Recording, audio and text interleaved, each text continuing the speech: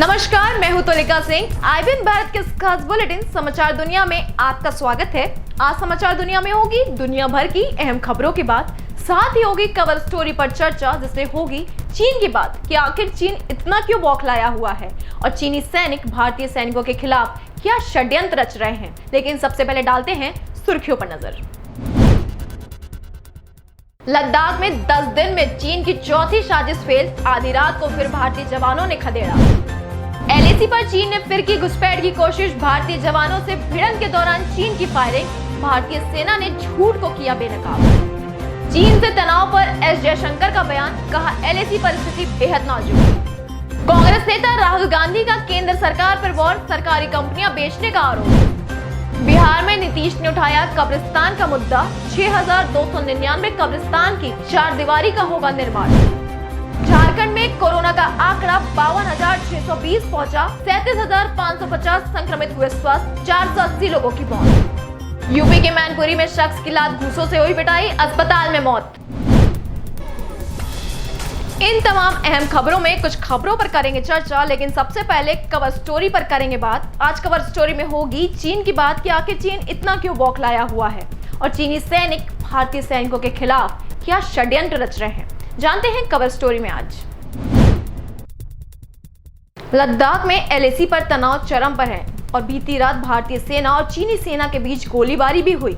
लगातार फेल हो रही साजिश से चीन बुरी तरह बौखलाया हुआ है। काला टॉप और हेलमेट टॉप को अपने नियंत्रण में लेने के लिए चीनी सैनिक हर तरह का षड्यंत्र रच रहे हैं, लेकिन भारतीय सेना पहले ही उनके मंसूबों को भांपकर फेल कर देती है। इस रिपोर्ट में देखते हैं। चीनी सैनिक किसी भी कीमत पर इन दोनों चोटियों पर नियंत्रण हासिल करने की कोशिश कर रहे हैं। लद्दाख में बीते 10 दिनों में चीन की चौथी साजिश को हमारे वीरों ने नाकाम कर दिया है। सोमवार की आधी रात को एक बार फिर भारतीय सेना ने चीन के जवानों को खदेड़ दिया। कब्जे की नीयत से आए चीनी सैनिकों के गोलीबारी करने के बाद जवाबी कार्रवाई के तहत भारतीय सेना के जवानों ने वार्निंग शॉट्स फायर किए और उन्हें पीछे ढकेल दिया। आपको बता दें कि इससे पहले भारतीय जवानों ने चीनी सैनिकों को सबक सिखाते हुए एलएसी पर उस ब्लैक टॉप और हेलमेट टॉप पोस्ट को अपने नियंत्रण में ले लिया था, जिस पर कब्जा करने के मकसद से 29 अगस्त की रात को चीनी सैनिकों ने भारतीय सीमा में घुसपैठ की कोशिश की थी। इससे पहले तक ब्लैक टॉप पोस्ट पर किसी देश का कब्जा नहीं हुआ करता था। चीन इसी चोटी पर कब्जा करने की फिराक में था, जिसे भारतीय जाबाजों ने नाकाम कर दिया। भारतीय सेना ने ब्लैक टॉप पोस्ट से न सिर्फ चीनी सैनिकों को खदेड़ दिया, बल्कि उस इलाके में लगे चीन के कैमरों और सर्विलांस उपकरणों को भी हटा दिया। टेबल पर जारी बातचीत के बाद चीन को फिर झटका देते हुए भारतीय सेना ने लद्दाख में पैंगोंग इलाके में नॉर्थ फिंगर 4 को अपने कब्जे में ले लिया, जिस पर चीन अपना दावा कर रहा था। जून महीने के बाद पहली बार भारतीय सेना के कब्जे में यह इलाका पूरी तरह से आ गया। अब यहाँ से सबसे निकट की चीनी पोस्ट फिंगर 4 के ईस्ट हिस्से में है, जो भारतीय सेना की पोजीशन से कुछ मीटर की दूरी पर है। चीन के करीब 500 सैनिकों ने 29 अगस्त की रात भारत के इलाकों पर कब्जा करने की कोशिश की थी, लेकिन भारत के स्पेशल फ्रंटियर फोर्स के जवान पहले से ही तैनात थे, जिन्होंने पहले तो चीन के सैनिकों को घुसपैठ करने से रोका, उन्हें वापस खदेड़ दिया। यही कारण है कि बातचीत की टेबल पर भी भारत सख्त रवैया अपना रहा है और अपनी बात पर अड़ा हुआ है। वहीं चीन इन लगातार झटकों से सख्ते में है और फिर से कब्जे के लिए रोज नई नई साजिशें रच रहा है। Special desk IBN Bharat. Cover story के बाद वक्त हो चला है एक छोटे से ब्रेक का। लेते हैं एक छोटा सा ब्रेक। ब्रेक के बाद स्वागत है आपका। आज देश दुनिया में सबसे पहले बात करेंगे चीन की एलएसी पर। हालात तनावपूर्ण है। बीती रात चीनी सेना ने फायरिंग की, जिसका भारतीय सेना ने करारा जवाब दिया। अब भारतीय सेना की ओर से पूरी घटना पर प्रेस विज्ञापित जारी किया गया है। सेना का कहना है कि भारत जहां एलएसी पर तनाव कम करने के लिए प्रतिबद्ध है, चीन आगे बढ़ने के लिए उत्तेजक गतिविधियां कर रहा है। एक रिपोर्ट देखिए। बीजिंग की ओर से लगाए जा रहे आरोपों पर भारतीय सेना ने कहा कि किसी भी स्तर पर भारतीय सेना ने एलएसी पार नहीं किया और फायरिंग सहित किसी भी आक्रामकता का इस्तेमाल नहीं किया। चीनी सेना पीपल्स लिबरेशन आर्मी सैन्य और राजनयिक पर बातचीत के बीच समझौते का उल्लंघन कर रहा है और आक्रामक युद्धाभ्यास कर रहा है। भारतीय सेना ने कहा, 7 सितंबर 2020 को पीएलए सैनिकों ने हमारे एक फॉरवर्ड पोजीशन पर कब्जा करने की कोशिश की। जब हमारे सैनिकों ने चीनी जवानों का मुकाबला किया तो उन्होंने हवा में कुछ राउंड फायरिंग की, सैनिकों को डराने की कोशिश की। हालांकि गंभीर उकसावे के बावजूद हमारे सैनिकों ने बड़े संयम का परिचय दिया और परिपक्वता दिखाते हुए जमींदार तरीके से व्यवहार किया। भारतीय सेना ने कहा कि हम शांति और सौहार्द बनाए रखने के लिए प्रतिबद्ध हैं। हालांकि हर कीमत पर राष्ट्रीय अखंडता और संप्रभुता की रक्षा के लिए हम प्रतिबद्ध हैं। चीन के वेस्टर्न थिएटर कमांड का बयान उनके घरेलू और अंतर्राष्ट्रीय दर्शकों को गुमराह करने का एक प्रयास है। चीनी सेना के वेस्टर्न कमांड के प्रवक्ता सीनियर कर्नल जोंग शूली का कहना है कि भारतीय सेना ने पैंगोंग लेक के दक्षिणी इलाके में शिपाओ माउंटेन के पास घुसपैठ की। दोनों देशों के बीच समझौता हुआ, उसे भारतीय सेना ने तोड़ा है। चीन ने कहा कि भारतीय सेना को तुरंत अपने जवानों को LAC से पीछे हटाना चाहिए। Special desk IBN Bharat. Bharat और चीन की सीमा पर तनाव एक बार फिर चरम पर पहुंच गया है। चीन ने कहा है कि सोमवार की रात को LAC पर फायरिंग हुई। 15 जून को गलवान घाटी में हुए हिंसक संघर्ष के बाद से दोनों देशों के बीच हालात सामान्य करने के लिए वार्ता हो रही है, लेकिन अभी तक कोई नतीजा निकल नहीं पाया है। एक रिपोर्ट देखिए। इन घटनाक्रमों के बीच विदेशी मंत्री S जयशंकर रूस का दौरा करने वाले हैं, जहाँ सीमा विवाद को लेकर वह चीन के विदेश मंत्री वांग यी से भी मुलाकात कर सकते हैं। विदेशी मंत्री S जयशंकर ने सोमवार को कहा कि LAC पर स्थिति बेहद नाजुक है।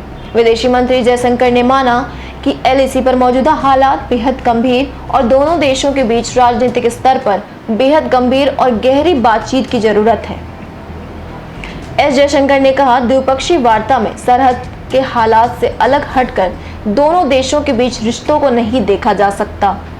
S जयशंकर ने इंडियन एक्सप्रेस के एक्सप्रेस अड्डा कार्यक्रम में ये बातें कही। जयशंकर संघाई सहयोग संगठन की विदेश मंत्रियों के स्तर की बैठक में शामिल होने के लिए रूस के दौरे पर जा रहे हैं। यह दौरा 9 सितंबर से 11 सितंबर के बीच होगा।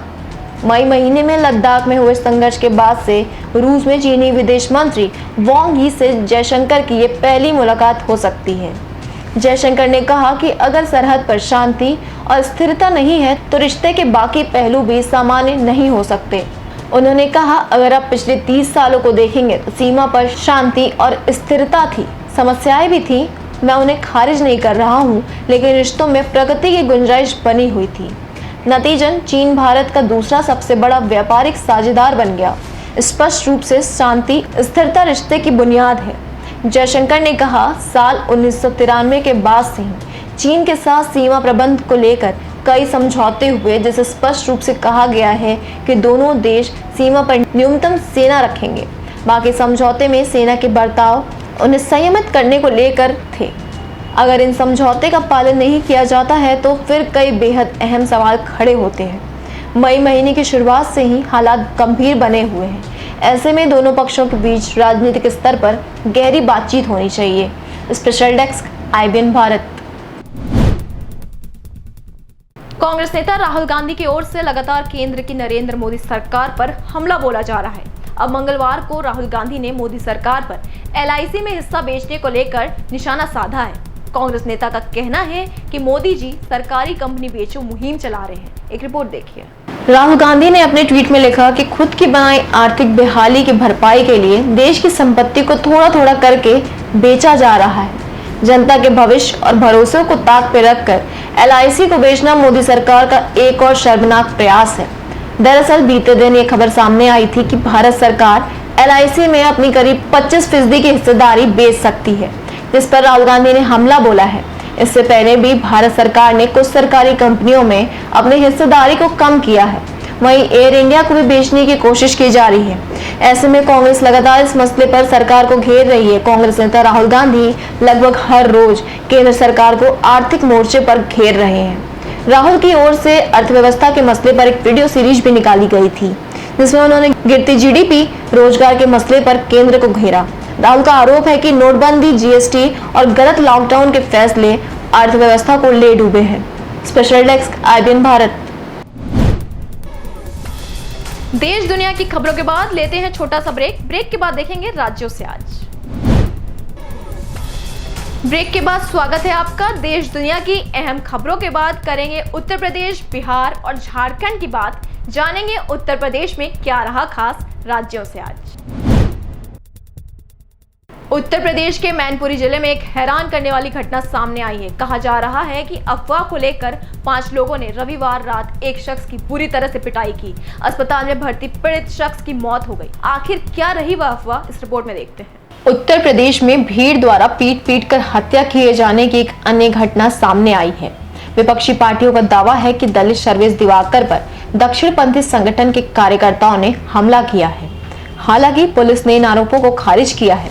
मृतक दिवाकर ठेले पर कचौड़ी बनाने का काम करते थे और मैनपुरी में अपनी बेटी के साथ किराए के घर में रहते थे। उनकी 16 वर्षीय बेटी घरेलू सहायिका के रूप में काम करती थी और इलाके के एक स्कूल में पढ़ाती भी थी। कुछ दिन पहले ही दिवाकर ने अपनी बेटी को रिश्तेदारों के यहाँ रहने के लिए भेज दिया था, क्योंकि यह कहा जा रहा है कि कोरोना महामारी की वजह से उनकी नौकरी चली गई थी। इलाके में एक अफवाह उड़ी कि दिवाकर ने अपनी बेटी को बेच दिया है।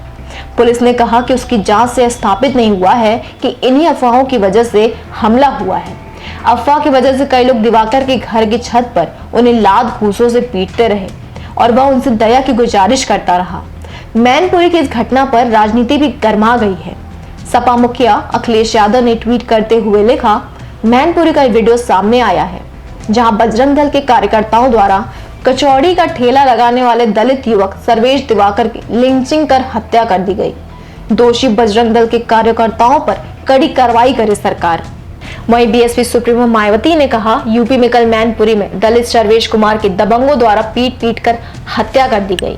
इसी प्रकार महाराजागंज में गोविंद चौहान, शाहजहांपुर में राजवीर, बरेली में वासिद, कुशीनगर में सुधीर सिंह तथा बांदा में विनोद कर की गोली मारकर हत्या कर देने वाली घटनाएं अति दुखद है। स्पेशल डेस्क IBN भारत। उत्तर प्रदेश के विधानसभा चुनाव में प्रधानमंत्री नरेंद्र मोदी ने कब्रिस्तान बनाम शमशान का मुद्दा उठाकर चुनावी रुख को ही पूरी तरह से बदल दिया था। अब नीतीश कुमार ने बिहार की चुनावी रणभूमि में कब्रिस्तान की चारदीवारी का मुद्दा उठाकर सियासी सरगर्मी बढ़ा दी है। हालांकि यह मुद्दा जेडीयू के लिए कितना सियासी फायदेमंद होगा या तो आने वाले वक्त में ही पता चल सकेगा। एक रिपोर्ट देखिए। उत्तर प्रदेश में 2017 विधानसभा चुनाव के 3 चरण की वोटिंग हो चुकी थी और चौथे चरण की सीटों पर प्रचार अभियान जोरों पर था। ऐसे में पीएम मोदी ने फतेहपुर की रैली में कब्रिस्तान बनाम शमशान का मुद्दा उठाकर चुनावी रुख को ही पूरी तरह से बदल दिया था। अब नीतीश कुमार ने बिहार की चुनावी रणभूमि में कब्रिस्तान की चारदीवारी का मुद्दा उठाकर सियासी सरगर्मी बढ़ा दी है। हालांकि यह मुद्दा जेडीयू के लिए कितना सियासी फायदेमंद होगा या तो आने वाले वक्त में ही पता चल सकेगा। मुख्यमंत्री नीतीश कुमार ने वर्चुअल रैली निश्चय संवाद को संबोधित करते हुए कहा, हमसे पहले जिन लोगों ने बिहार में सत्ता चलाई उन्होंने क्या किया? कब्रिस्तान और मंदिरों का हाल ही देख लीजिए। न कब्रिस्तान की घेराबंदी थी और न ही मूर्ति चोरी रोकने के उपाय थे। हम लोगों ने बिहार में सांप्रदायिक सद्भाव का काम किया। हमने कब्रिस्तान की घेराबंदी का कार्य किया। हमने 8064 कब्रिस्तान चिन्हित किए और इनमें से 6299 की चारदीवारी का निर्माण कराने का काम किया। मंदिर में मूर्ति चोरी रोकने के लिए 226 मंदिरों की घेराबंदी कराई। नीतीश कुमार ने कब्रिस्तान की चारदीवारी का जिक्र कर सीधे तौर पर बिहार के मुस्लिम मतदाताओं को सियासी संदेश देने की कोशिश की है। साथ ही मंदिर की घेराबंदी कर हिंदू वोटों को भी साधे रखने की रणनीति अपनाई है। नीतीश कुमार यूपी की तरह विपक्ष को ध्रुवीकरण करने का मौका नहीं देना चाहते हैं, इसलिए उन्होंने मुस्लिमों के साथ साथ हिंदुओं को यह बताने की कोशिश की है कि उनकी सरकार किसी एक धर्म के लिए नहीं बल्कि सभी धर्मों के लिए काम कर रही है। Special desk IBN Bharat. Jharkhand में कोरोना मरीजों की कुल संख्या में लगातार इजाफा होता जा रहा है। रांची के सिविल सर्जन कोरोना पॉजिटिव पाया गया, जिन्हें अस्पताल में भर्ती कराया गया है। झारखंड में कोरोना की क्या है स्थिति, देखते हैं इस रिपोर्ट में। झारखंड में पिछले 24 घंटे में कोरोना के 1553 नए मरीजों की पुष्टि हुई है। इसके साथ ही कोरोना संक्रमितों की कुल संख्या 52,620 हो गई है।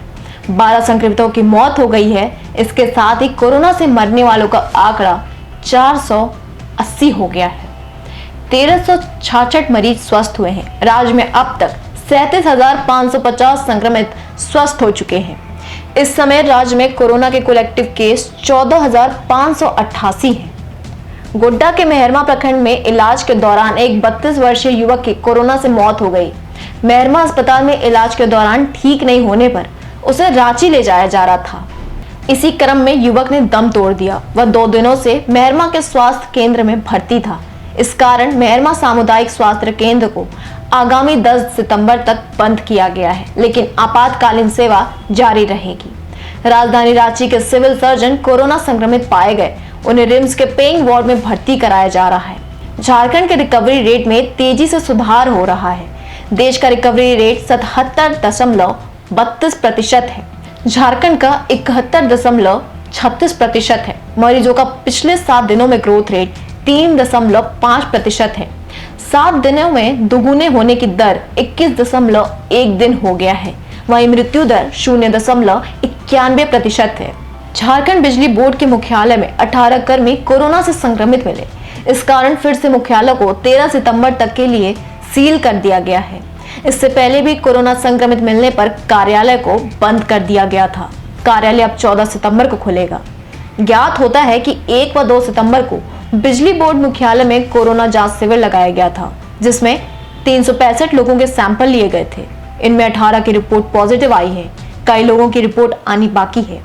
ऊर्जा विकास निगम के जीएम सुनील दत्त खाका ने एक आदेश जारी कर कहा कि इस दौरान पदाधिकारी व कर्मचारी मुख्यालय में बने रहेंगे। Special desk IBN Bharat. समाचार दुनिया में आज के लिए बस इतना ही। मुझे दीजिए इजाजत। नमस्कार।